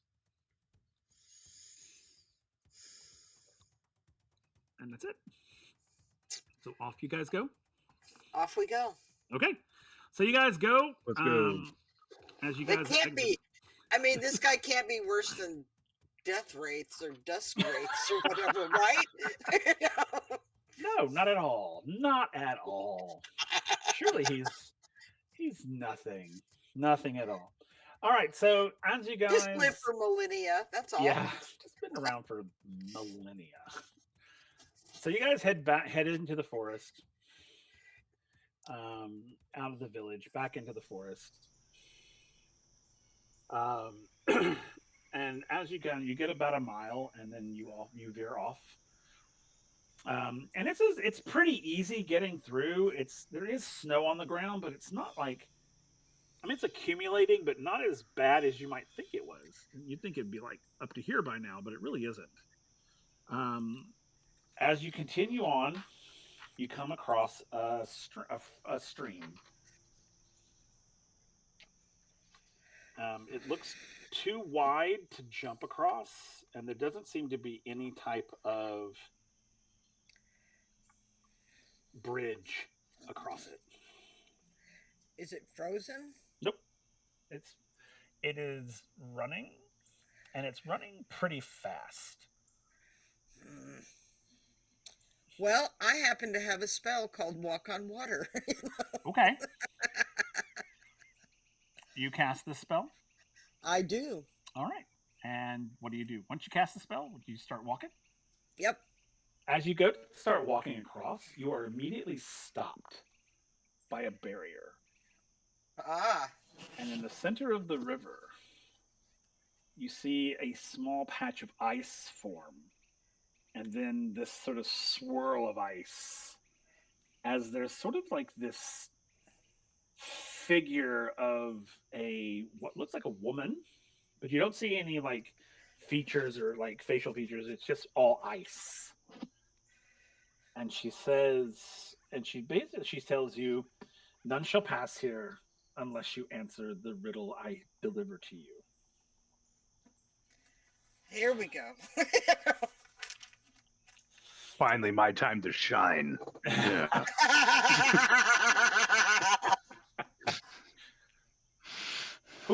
And she says, who will be the representative of your party? Because only one of you can answer the riddle. Who shall it be? I think Varric's going to step forward. Okay. And when you do, you step forward. Would you say anything, or do you just step forward? He just steps forward. The minute you step forward, you're immediately surrounded by this field and pulled to basically the center of the river. And you're sort of hovering there in front of this spirit. And she says to you, answer my riddle correctly, and ye all shall pass. Answer it incorrectly, and you shall face the consequences. Oh, jeez. I don't suppose those consequences are like a warm mug full of cider, or maybe a plate full of cookies. Here is my riddle for you. Crap. I am not alive, yet I grow. I don't have lungs, yet I need air. What am I?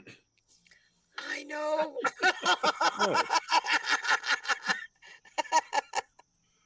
It's like, is that... Can he talk to Mint and Willow at all, or is he completely sealed off from them? Completely sealed off from them. Crap. Like they could shout at you and you would not hear them. Okay. Well, I was gonna say fire, but okay, because fire can grow. It needs oxygen, but it's not alive. She goes, your answer has been accepted. Oh. You shall pass. Finally, my time to shine. As she just like collapses into like dust and flies away, and you drop. And I'm still above the river, though. And you hit the river, and the river is solid ice. Oh, thank God. It's like, oh, well, okay. Good job. Kind of. How did it go? Yeah, the barrier's gone, everything. So he's going on the assumption he didn't hear anything. He's like, that was the hardest riddle I've ever done, but I pulled through at the end. Okay. So you all see he drops, and suddenly the river is frozen solid.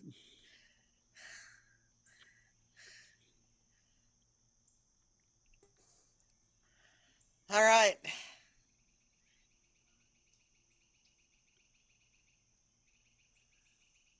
So what do?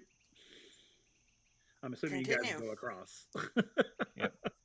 All right, so you guys go across, and you end up on the other side, and your journey is pretty uneventful at that point. You go, you go, you go, and then eventually you come to a clearing. And in that, across that clearing are the caves, these ice caves.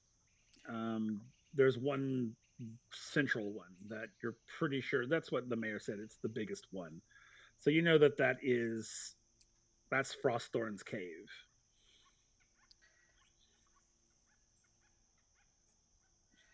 Here we go. Going in. Okay, you guys go in, and as you go in, you can see like stalactites and stalagmites, all ice and that sort of thing. Uh, and as you guys continue in, real quick, I need you to do. Sorry, where's my page? I need you to do a save for me. Here it is.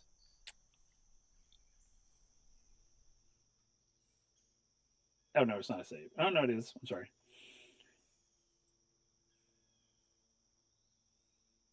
Oh no, I'm sorry. There is no save. Sorry. As you guys walk in, it's sort of a long entryway, and it kind of open. It's like a hallway almost. You open to like a hall, like a grand hall. It has like a grand hall feel to it. Central walk area, and there's sort of plinths, like which look like stalagmites with these sort of ice formations on them as you go through. But as you walk through, you feel this sudden sharp pain hit you. Each of you, in which each of you take 5 cold damage, and I need you to do a Constitution saving throw for me.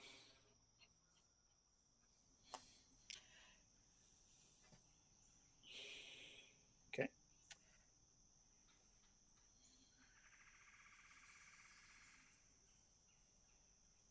Okay. So, Varric, you're fine. Willow, you take 1 level of exhaustion. As you guys perceive, the ice formations at the top of these stalagmites are shooting out like what looks like cold blasts at you as you walk past them. And yeah, so as you continue on, these are going to keep hitting you. So I'm gonna, before I hit you again, what do you want to do?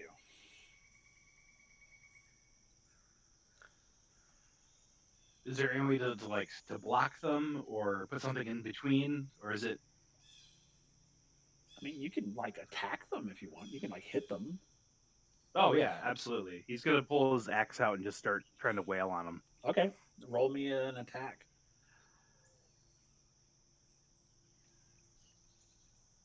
Mm. 14. Oh yeah, that hits as you hit one of them, and you see it crack a little bit. And I'll let you take a couple of hits at it. Oh yeah, sure. Because it's not an initiative necessarily. It's just if y'all want to try to take care of these, you're welcome to. Yeah. Dang. 8. No, that does not hit. I'll let you work on one if Willow wants to work on another one. I'm going to try Thunder Wave to see if it will crack them. Okay.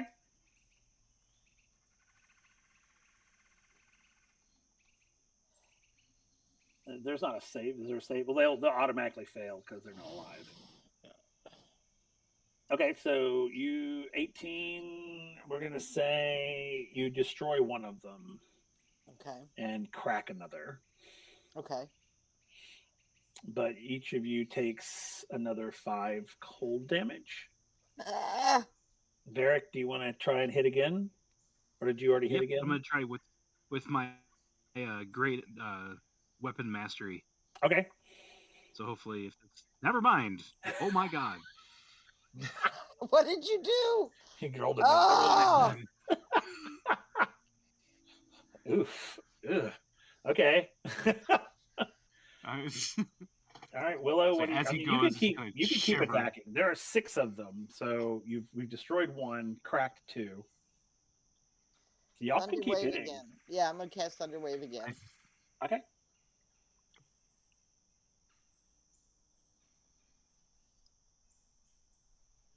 All right, it auto fails, so you shatter another one and crack another. I think his whiffing on the last one sends him into a rage, Okay. and he's just gonna start just. There we go, 22. Crack. Okay, yeah, you totally smashed that one. That one you were just doing. That's 3 down. Go again. Nope, that's a 6. Yeah, that one misses. All right, this is my Against last. inanimate objects. Oh my god. My last Thunderwave. Okay, and you destroy the third one. So there are 3 on this side that are completely gone. There are 2 left. Each of you takes 10 or 5 cold damage. I'm sorry, it was 10 total. Sorry, 5 each. Okay, there's 2 left. I can probably switch.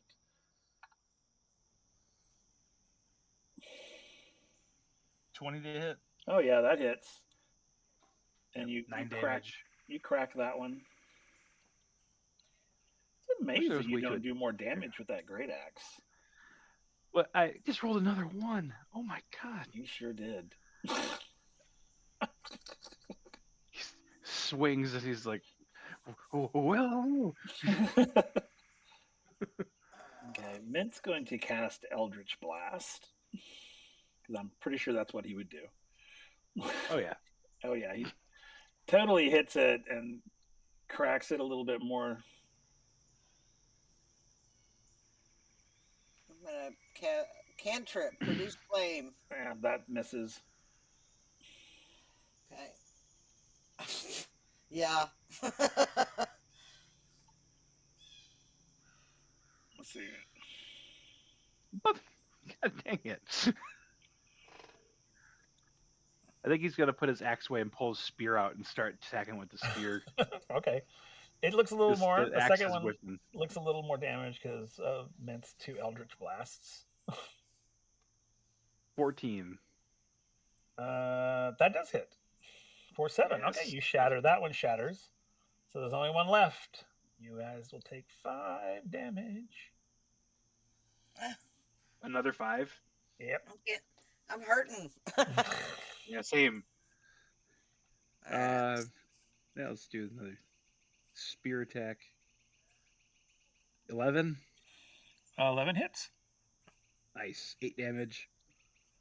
Okay. 8 misses. He's going to cast Eldritch Blast again. Oh my god. It's so cold. It's so cold. Well, even Mint believes it. He missed. My fingers. Here you go, another 11. Oh, that one hits. Oh, that's total. Damage. So you shatter the last one. Nice. Okay. All right. So then, as you guys get past that, you enter into.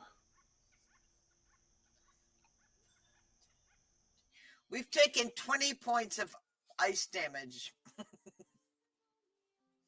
Into Frost Lair. All right, let me adjust. Your Eldritch Blast is coming clutch. So just take off 5. I took off the because he has 5 temporary hit points, so I took off the. Because I already took the 15 off. I just hadn't taken the last 5. Okay. Cool. So you find yourself in Frostthorn's lair, and there it's a big throne in the center of this sort of cave opening, and sitting on that throne, you see Frostthorn. He doesn't look so bad. Maybe we can talk to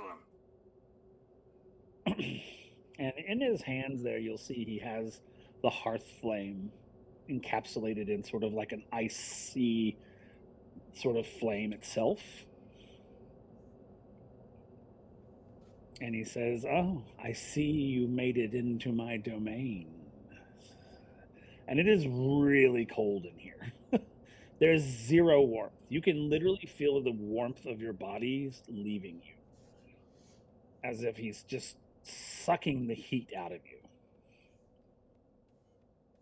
And he says, "Who are you to dare enter my domain?" We seek to ask you why you are taking the light from the world. And he will tell you his back. He'll tell you that all you heat producers, all you warmth bags, how you treated him, or not you specifically, but how, basically humanoids who produce heat and this sort of whatever. And he's like, how he was mistreated and how that needs to be dealt with. And he has every right to do so because I am who I am the way I am because of people like you. Not people like me. I have never harmed you.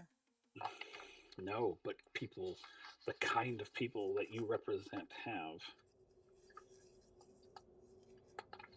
I have come from the village you took the flame from. And there I have received more welcome and kindness than I have in my entire life. Because you are like them, as it echoes through the cavern and just like hits you like a sonic boom. Now, leave, or I will destroy you, basically. Varric, were you going to try to reason with him? No, I don't know if Varric has anything he can say that would help the situation. It's just. Well, I mean, you do, because I mean, it's all about relationship. I mean, you're an outcast. He's an outcast. I'm an outcast. Thrown Willow, out. you're an outcast. Mint, he's got a grandma, but I don't know. I don't know if Mint's an outcast or not, but he's alone. You're talking to a party of mostly outcasts. That guy over there got ejected from wherever he was. That guy over there lost his wife. She can't find any of her own people. I got kicked out of my tribe. Like, you're among kin, man. Don't be so quick to judge. Those outside judged me without knowing anything about me, other than I look like this, I feel like this. So why should I care? If I plunge the world into dark and cold, then everyone will be like me. And you still will be everyone alone. will be dead. Yeah. That may be true, but if you let the actions of others guide your own, then are they not controlling you? How do you know it's something that you would have actually done if it were not for their influence? Well, shit. Well, roll a persuasion check. All of you can do Mint that. You dropped can all a roll wisdom persuasion. bomb on him. Holy cow. I know. My God, I wasn't expecting that. Everybody can roll persuasion. I want to use my one thing of inspiration if I still have it to re-roll that because that was horrible. You should have it. Varric. Good job, Varric. No, there we go. Oh, there we go. Shit. So as Mint says these words, he sort of grimaces a little bit and he waves his hand and from behind him come these, and I'll show you what they are, what they look like. These ice wolves.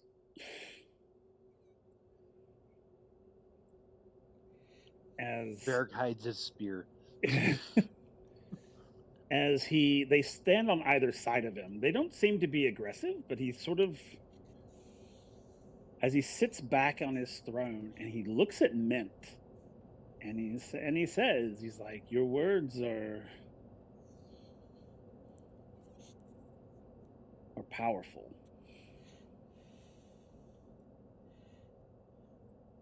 But I don't know how to let it go.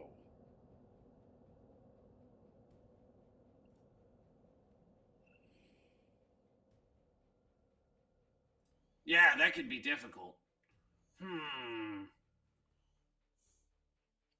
Have you ever tried making something? He's like, I made these, and he indicates to these wolves. Oh. That's pretty They're cool. beautiful. What are their names? Frost and Bite.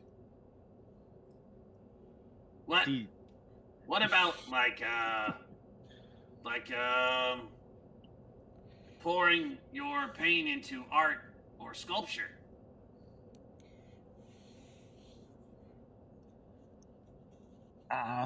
He's like, I don't know how to do that. All I know to do is remove warmth. I never had anyone teach me those things. Well, here. And he'll waddle over to him, and he'll take out a cookie from Granny, and he'll also take out, which I will probably arguably be the last of his cherries. Oh, yeah. And he'll like hold them out in his hands, And he'll look at them and he'll sort of wave his hand as they'll levitate out of your hand and sort of hover in the air. He's The interesting thing about both of these things is I found them in my travels. And the cookie, well, that's the most interesting because you see, it was made from the bones and dust of my grandmother's enemies. So if she can make that from that, I'm sure you can make something cool too. And he sort of waves his hand, and they'll lower back into your hand. Just don't make me into a cookie, please. He's like, I don't know. I mean, what is a cookie? Eat it. It's like, are you giving it to him? Yeah, that's he's Oh, giving him okay. the cherries and the cookie. So, what do you say to him when you give it to him? Just eat it. It's a little dusty. Eat it. Think wedding cookies, but you probably don't know what those are. Oh, you know what? I've got something. He pulls out the water skin with the sweet tea in it, which is probably, I don't know if it's frozen or not, but no, it's not. It's from Granny. If it's not frozen. Yeah. He's like, here, this will wash it down. And he goes, "Are you giving me these things?" Yeah, of course. But I mean, I can't, take Tabaxis on food. That's weird. And he is like taken aback. I mean, he's very much like, and he sits there and he looks at the cookie and the water skin and roll perceptions. Everybody. I just want to see if you guys perceive. If not, I mean, I can use your passives, but 11's good, 18's good, and 22. Good. Everybody's did well. As he's looking at this cookie and this water skin, you will notice a single tear runs down his cheek. And you see the Here, let me go back to him real quick. You see the sort of his heart, where his heart is. It's sort of, you see that sort of bright blue. It starts to fade a little bit, and his features become a little softer. The hearth light is still encased. He still has it sort of in his right hand. But you guys are going to perceive that what you're doing is working.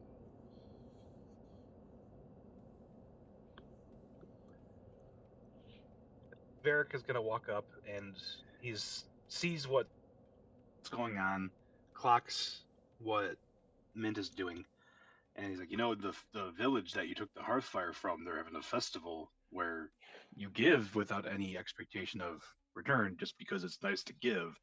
And he's gonna reach into his pocket and pull out the little silver bell that he got from the statue, and he's just gonna be like, here, if you ring this, uh, it prevents all sound within the area, basically making you deaf. So it's a fun prank to pull on people. And he sort of goes, you're giving me this to me? Why? Yeah. Why would you do this? It's the festival. I mean, even if you have the Hearthlight, this is the meaning of the festival, is to give things. They gave us a bunch of food and hospitality, so we pay it forward. And you see it that light dims a little more and his features become softer. All I have are shiny, pretty rocks. But maybe you need some beauty in your life. And I'll give him a handful of shiny rocks. Okay. And you'll take those as well. And he'll question. He's like, I don't understand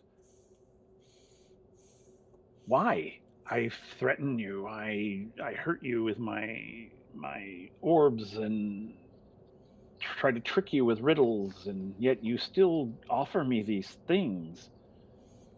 I don't understand. That was a Maybe hard riddle, by the way. maybe the world has only showed you coldness.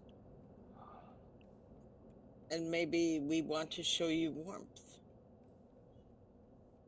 And with y'all, Varric, did you have something else you wanted to say? That was a hard riddle. Just put that out there. That was really well done. Fair enough. Thank you. Mint, do you have anything else? Anything else to say? No. He kind of just nods like an affirmation to what Willow was saying. Okay. And and even Brenna goes over and gives him basically a gift. She sort of like breathes on him, which is warm. It's not hot, but like on his hand, so he feels warmth basically. And he sort of touches that, and in the light in his chest goes from this sort of blue to this sort of amber color, and his sort of features totally soften. He's still this sort of beautiful blue crystal looking character, and he's just sort of like, no one's ever been kind to me. They've always run away, thrown things at me, called me names. Oh yeah, people did that to Mint all the time.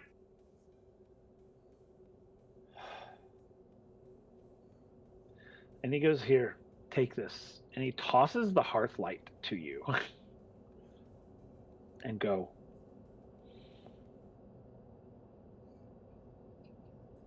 Who catches it? Because he just throws it. I will. Okay. So it lands in your hand. It's not hot at all. And it's this sort of like, this goes from this sort of blue flame to this very much of fire in your hands.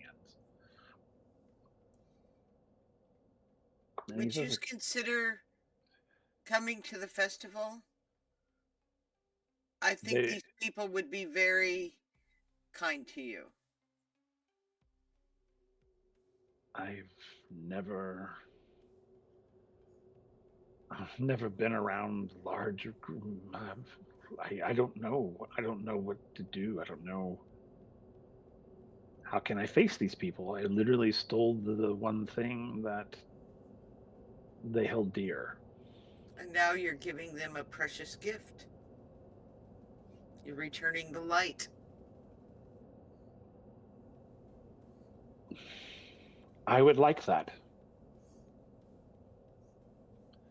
And he sort of waves his hands, and the wolves just sort of dissipate into like snowy frost. And you'll see there's a little necklace around his neck, and it glows blue as each of the wolves go into his necklace. And he sort of like stands, and he's huge. I mean, he's big. He's like bigger than Varric. I mean, he's like a big kind of guy. I was going to offer to take his hand, but I he's probably like can't reach it. huge. Yeah, he's big, and he stands up. He's almost like a giant, like a true giant.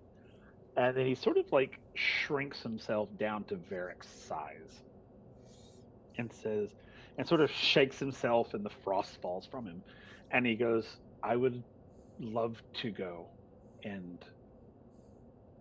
but I am a little frightened." Now I'll offer him my hand. Okay, and he'll take your hand. Or a finger. Just anyway. a piece of advice. Heartfelt apology might go a long way too. Just saying. Shoot! I just took his hand. Yeah, you don't get anything from him though. Okay. It's not because no. Good. he's more of a face spirit, more so than anything else. Okay. So he goes, "I understand," and he goes with you. So as you guys go down and you return to the village is very like bleak, and it's almost it looks abandoned because everyone's inside trying to keep warm as you guys pull in, and a snowstorm has kind of rolled in. Yes. So I'm gonna offer him the hearth fire, and I say I think it will mean more if you replace it. So as you guys walk in with Frostthorn, you'll see people at windows sort of like and like closing them, and panicky, and some people will come out with like sticks and things, and he gets a little frightened actually. He starts to bristle up again. They will not harm you. They fear what they don't know, but we will introduce you. All will be well. So he goes over and he places the flame back in the brazier, which just goes in a high sort of flame, and it sort of shoots a wave of like warm energy across the village, and the snow stops. The temperature begins to go up, and it feels a little bit more comfortable. And the villagers start to slowly come out, and the mayor comes right out. And she's like, "How could you bring him here?" He wants to be. He has never known the gift of friendship, and I can't think of a better place to show him that. And the mayor's a little like, Alira steps forward, and she basically says, she goes to Frostthorn and she touches his cheek, and she says, "All are welcome in here. All are welcome." And he just sort of like collapses into her hand and sort of shrinks down to her size. And the village immediately just surrounds you guys and welcomes Frostthorn into the village. You made me so happy. And then and the festival, and then Alira stands up and she says, "May the first day of the Festival of the Hearthlight begin." And it's a huge celebration. The drums begin. Everyone is cheering. Everyone's coming to Frostthorn and welcoming him to the village. And he pulls out the gifts that you gave him and puts them on the stones so that others may partake in them. And that's where we'll stop tonight. Aww. God bless us, everyone. Yep. For those of you who are watching, what you did watch tonight is the Hearthlight Rescue, which is a homebrew module that I created. which you will be able to find in our Patreon if you're interested. But anyway, yeah, so that was us. Next time you see us, we'll be in a crossover on January 3rd with the Stargate Phoenix folks. And then you will see us the next Monday in our regular time slot, where we will be beyond Hearthstead and further into the Western Forest on our way to the Tower. Let's go around real quick, tell everybody who we are, who we played, and what is something that you are thankful for this holiday season. We'll start with Mint. Hey everybody, it's Christian here. Go by temporary hit points on most socials, and I play Mint Orcanus, the Goblin Bloodline Paladin Oath of the Dragon. And I am thankful for my recovery. I've been dealing with some back issues. I found out that I may have a infection in one of my discs, so that may have been what caused. Yeah, so I might have to go onto some antibiotics on Friday. But everything's looking good, so I'm thankful for that, and just happy I'm able to get my kids some gifts, that kind of thing. So awesome. And I'm thankful that I was able to get the DM to say shit twice. I know. I was like, damn it. I thought, oh, we're about to fight, and then he came up with those pearls of wisdom. I was like, damn it. All right, that's fine. For those of you who want the module, he's got some pretty cool powers. So anyway, cool, awesome. Willow. Hey, I'm Lisa, D&D Winterwolf on TikTok and Discord. I played Willow Rayvire, a Ladrin Druid. This was fun. This was so fun. It made my heart happy. I needed that. I am thankful for my family and my friends, including my Twitch family, my D&D family. They've come to mean a lot to me. And at the end of the day, that's what's important. Being around people that you care about. Indeed. All right. Varric. Hey everybody, I'm Nick. I go by Professor Hexagon on most socials. I played Varric Wolfspear Vagari, the Goliath Barbarian. I'm going to take a step back and say that I'm grateful for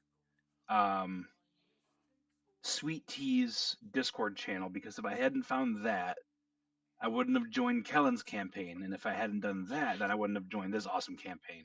So that was like the linchpin that started all of this, a little ball that started rolling down the hill. So I'm grateful for that. We love it, and we're grateful that you found us. Truly.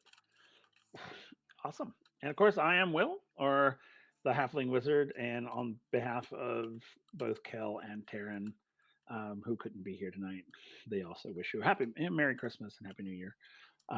Me, what I'm thankful for is my family and my friends here on Twitch and in our Discord and all of my whole community. I love you all. And I look forward to many cool adventures in the new year. Speaking of many cool adventures in the new year, as I mentioned before, on January 3rd, we'll be doing a cool crossover between Origins, and I'm actually, it's going to take place in the world of Origins, but I'm actually pulling Phase 2 characters into this, which I'm super excited about. So you guys will be introduced to some of those, and I'm also bringing in 2 Phase 1 characters in as well, who I'll be playing those 2. But it's going to be super fun. Yeah, it's going to be super fun. Also, if you're not part of our Discord, you should join our Discord. Right now, we have a cool poll in the field about a Monster of the Week campaign. We're looking at starting a Monster of the Week campaign on the channel, and you should come and join our Discord and vote in that. Also, our charity of the month is the National Stuttering Association. So if you would like to give, please do. All that money goes directly to that charity. And the charity for, I forgot to tell what the charity for the one shot was. Okay. Freedom Dogs. Yeah, it's the Freedom. I can tell you in just a second. Sorry, I had it here and I closed out of it because I was like, oh, I won't need that. It's like Freedom Dogs. Basically, it's the organization that hooks veterans up with service dogs, and because we love our veterans and we thank them for their service, and we want to help out in any way we can. So we will be helping. That's the charity that we'll be doing for the one shot. I will drop a link in real quick into the chat. Sorry, my computer is being super weird. There it is. I'll just drop that in there. It's a TikTok video. Sorry, I made a TikTok video about it, and it's like, but yeah, go check it out. It's a great charity. Super excited. But we're going to be doing that. That's whole charity, and then of course Monster of the Week. And again, if you're interested in DMing like a one shot, come join our Discord because we have the Codex, which allows people to just run one shots randomly on our stream. We'd love to have you. Let me think. Check out our merch. We've got a merch store. You can find all these links sort of here on our Twitch channel down below. And trying to think of what else I'm missing something. I know I am. What am I missing? Come on, guys. What am I missing? What's the schedule, with the holidays? When's everyone coming back? We will. Oh, that's good. We won't. The next one that'll be doing is Reign of Vecna will actually be running this Thursday. They're going to go ahead and run their next one. And so that'll be on the 26th. And then we won't have another one until the 3rd, which is our crossover episode. Okay, so no Wind Riders on the 30th? And no, I'm sorry. I keep forgetting that's on Monday. Yes, we will have a Wind Riders on the Monday before New Year's. Sorry. And then the next one will be on the 3rd. So the next one will be at the end of this month. And I think that's it. But we're gonna get the heck out of Dodge. Hang around. We're gonna raid another awesome creator as soon as I find where I was at. There I am. And go over and help them do their thing. So until the 30th. Well, actually, the 26th for Reign of Vecna. But for the 30th, that's it for us here. But we'll join us again on the 30th for Wind Riders. But until then, everybody, stay cool, stay groovy, and have a Merry, Merry Christmas and Happy New Year if we don't see you then. So, bye, guys. Thanks for joining us for this Halfling Wizard production. Make sure to come back again soon to see what happens next. Right here, where adventure comes to life.